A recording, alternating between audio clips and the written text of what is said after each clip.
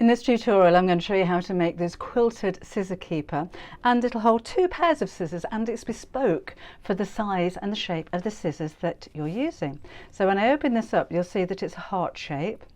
I've designed it, you'll see in just a second, for the larger of the 2 pairs of scissors here, but of course you can fit a smaller pair or other accessories. Maybe you've got something like a hem guide you could pop in there, or maybe your point turners or pens even. So it doesn't have to just be for scissors. And I did say it's bespoke, so the pattern is going to be made using your scissors so that you know you got it to exactly the right size. I think it's really important to take care of your scissors. They can be very expensive and they're a very important tool. We don't do any sewing without scissors normally, so it's important to look after them. I have actually dropped a pair of rather expensive scissors on their point before now, only on a wooden floor, and the blades buckled, completely ruined them. So after that was a few years ago, I always make sure that I put my scissors somewhere safe so I can look after them and look after me as well, because the points on scissors can be very sharp, can't they? So your scissors or your accessories, whatever you're keeping, will go inside here. It is all padded. You could add more padding if you wanted to, and make it even more kind of scrumptious and safe. I've quilted it on the outside of the pocket and the outside here as well. If you're using more padding, you could quilt on the inside too if you like, and if you wanted to you could add extra little hoop on the corner to hang it up as well. So then simply fold it over, tie your bows into a knot, and your scissors are stored nice and safely. So it doesn't take up very much fabric, it doesn't take up very much time, and I'll list all of your details, your cutting details and your fabric requirements in the box underneath the video where it says description. You may have to click on see more if you don't fit all of it into your screen at the same time. So let's get sewing. The first thing to do is to make a template for your scissor keeper. So I've got a piece of just scrap fabric folded in half, and then you can place your scissors with the point around about ½ an inch or a centimetre away from the fold. Now this could be any shape or size of scissors. This is going to be made to measure for the kind of scissors that you want to keep in here. So you can make it as large or as small as you like. So I'm going to go for this size. And then literally I'm going to draw a point from about here and around the shape of the scissors and back down to the fold again. And then I'm going to cut the shape out. So I'm cutting through a double layer of fabric, of paper.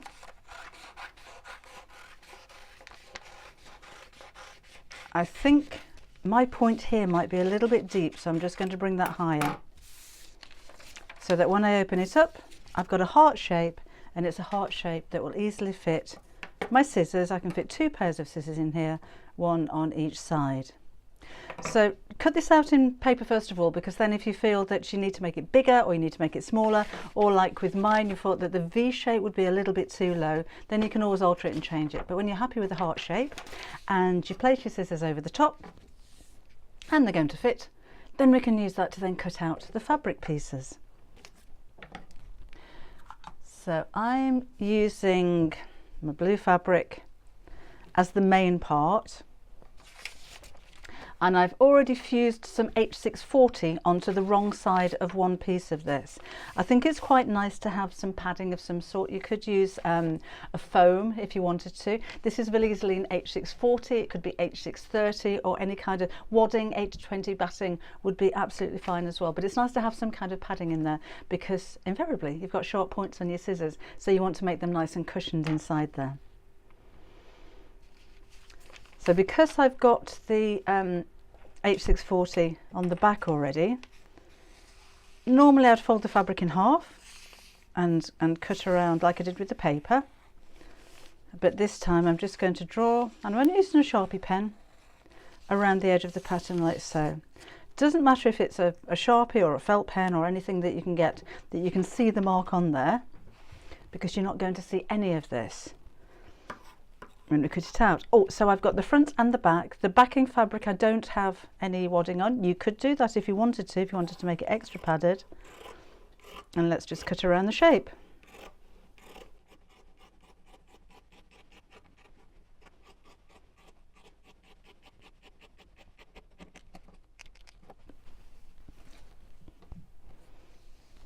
So there's my two pieces. I then want to make the pocket for the scissors to go into. So again, this is how the scissors are going to sit, and I kind of want the pocket to be quite high so I can still see the handles poking out, so not right up to the top, but enough to actually hold those in place. So let me take the template again, and I'm simply going to fold that down until I get the pocket to the depth that I want it to be, and I think that is going to be fine. So let's just fold this in half again just to make sure that my fold is symmetrical, which is not, as you see. So let's lift this one side up. So I've got a straight line across there. And then this I'm going to use as a template for my pocket pieces, which I'm using in the contrast fabric. So I haven't put the H640 onto this fabric as yet. I'll do that in just a second. Let me just fold those bits out of the way so I've got an outline. You could cut that off, but I might want to use the pattern again. So let's cut out the two pieces first of all. My fabric is non-directional, so I can put both sides together like so. I've got just enough room in there, and draw around the outside. I'll use an erasable ink pen this time because I'm going directly onto the fabric, although it should be within the seam allowance. So just draw around the edge.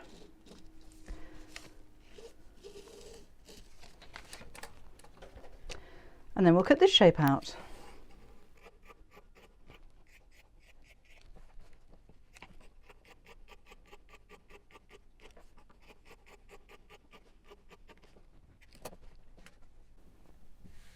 Then I'm going to fuse one piece to my H640. Again, if you wanted this to be extra padded, you could fuse fleece to both sides.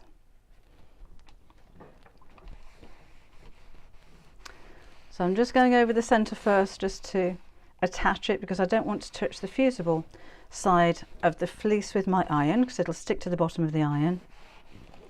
So let's fuse it in place, then I'll cut it out, and then I'll iron right up to the edge.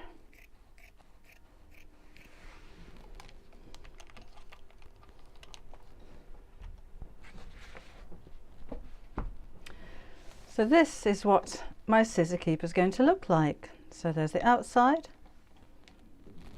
and the lining and the inside pocket and the outside pocket, and that's where my scissors are going to sit. I'll also need to cut a couple of pieces of ribbon to tie this up with. So these may be a little bit long, but I'll give you the measurements all in the description box below. So those are going to go at the side here, so when the whole thing folds in half, I can just tie that together. You could put another little loop in there if you wanted to hang it up as well. But I thought it might be quite nice on the outside section, and maybe on the pocket if you wanted to do just a little bit of quilting. So I'm going to use my erasable ink pen, and I'm just going to draw diagonal lines in two directions, and these are 1.5 inches across.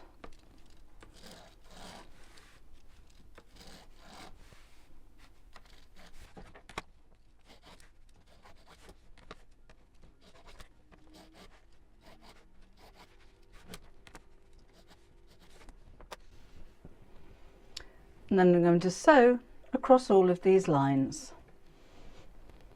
And I've done the same with the front of the pocket as well. So now let's piece these together. So I'm going to sew the ribbons right sides together just to the top of the pocket on the quilted side, just within the seam allowance, so quite close to the edge.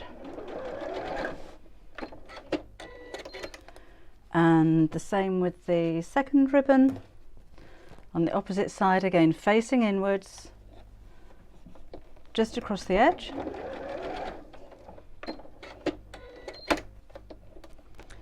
Then we'll move those ribbons out of the way for now. Take the quilted side of the outside of your heart, and we're going to place these two pieces right sides together.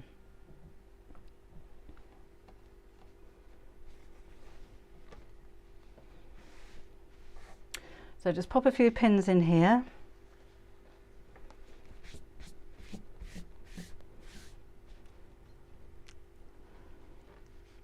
And I'm going to sew around both sides of the point of the heart. Make sure the top of the pocket's straight as you're doing this as well.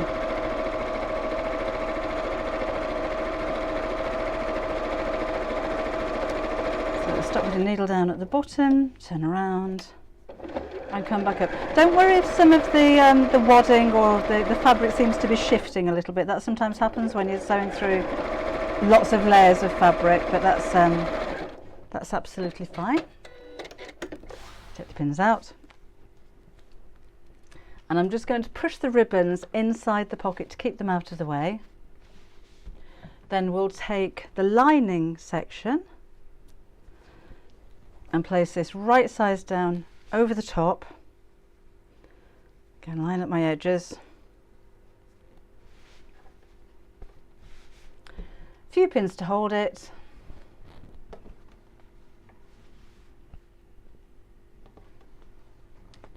Now I'm sewing from this side because I can see where I've already sewn, and I need to follow the line of the stitches all the way around. So go on top of the stitches that you've already made, but this time leave a turning gap in one side of about 3 or 4 inches, about 10 centimetres, so you can turn the whole thing the right side out. And always leave a turning gap if you can on a straight side, because it makes it so much easier to sew the turning gap closed when it's straight rather than on a curve. So I'm just following the stitch line around the pocket, and then of course all the way around the top of the circles. A little tip when you come to the V shape of the heart is to stop, sew straight across one stitch, and then carry on sewing around, and you'll find that that makes it makes the V point of the heart a little bit more pointy. Now coming back down to this side now, I'm just joining up with the original stitches over the pocket and back stitch a little bit. And then before I turn this the right side out, I'm going to snip into the V shape at the top, and I'm just going to snip off the point of the heart at the bottom. And if you do have a lot of bulk around the curved sides, then you can just snip into those. That's the kind of time where a pair of pinking shears may come in handy. And then let's turn this the right side out.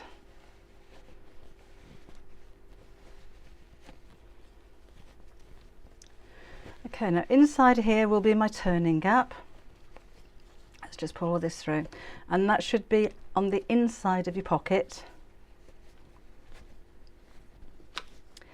So you'll need to sew that by hand. If you sew by machine, you're going to see it on the through on the right side of the fabric. So let's just tie a little knot in here, and I'm simply folding the lining edge over the seam of the padded side, and I'm going to do a little slip stitch. So let's tuck the end of the fabric in there, so into one side and out through the fold. So if you're making this to sell or as a gift, very unlikely, to be honest, that it's going to be turned inside out, but it's quite nice to have these stitches as small as you possibly can, because the smaller they are, the more invisible they will be.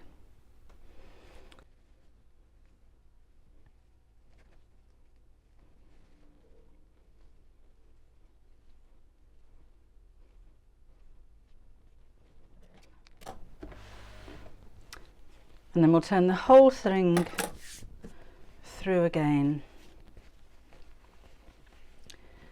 and push out the point, bring the seam up to the edge, and we'll give it a press.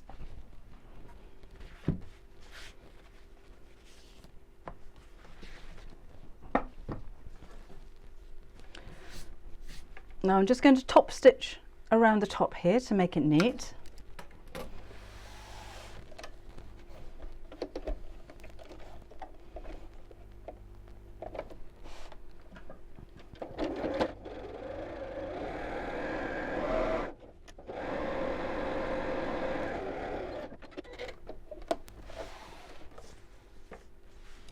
And the final thing I'm going to do is to draw a dividing line to divide the pockets straight down the centre and then sew over it.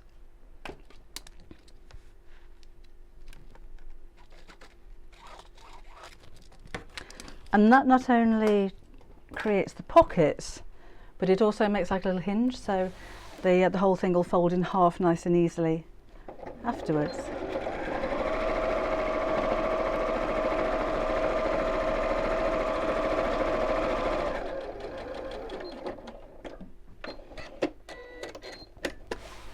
So I used a heat erasable pen, so let me just take my iron and get rid of that. Do remember to test your fabric first if you're going to use heat erasable pens. They're not really meant for fabric and they can kind of bleach the fabric a little bit sometimes.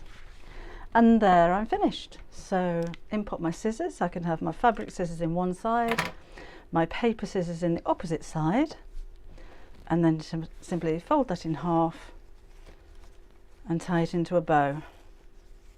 I did say earlier I think my ribbons were going to be a little bit too long, so I am going to trim those down a little bit, and again I'll give you the measurements, the exact measurements down below. I don't need trimming back too much actually, to be fair.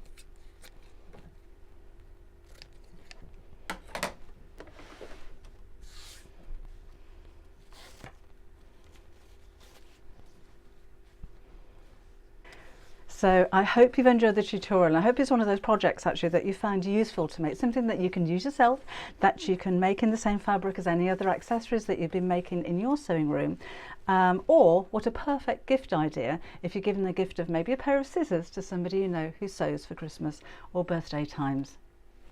I hope you enjoyed this. I'll see you again very soon. Bye bye.